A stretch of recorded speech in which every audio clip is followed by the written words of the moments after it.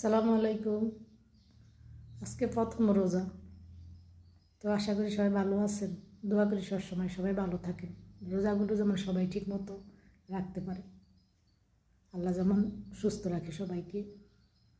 তো কালকে ঘুমাইতে ঘুমাইতে 3:30 বাজে গেছে, 3:30 বাজে গেছে, আবার 5টা বাজে উঠে গেছি, কারণ বাচ্চাদের স্কুল আছে, সবার ম্যাডামের স্কুল আছে, স্যারের স্কুল আছে, বাড়ির সবার স্কুল আছে আর কি। এই কারণে আর কি তাড়াতাড়ি উঠে গেছি। 2-1.5 ঘন্টা পুরো ঘুমাইতে পারিনি। শুইতে আইসি, ঘুমাই আধা ঘন্টা, চোখটা লাগিয়েছে, আবার উঠে গেছি।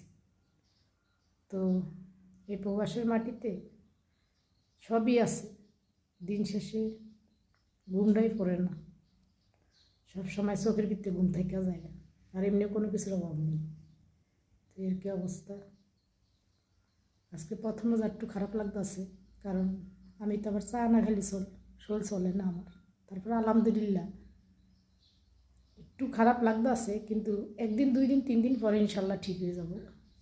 তো সবাই ভালো থাকবেন, সুস্থ থাকবেন। আসসালামু আলাইকুম।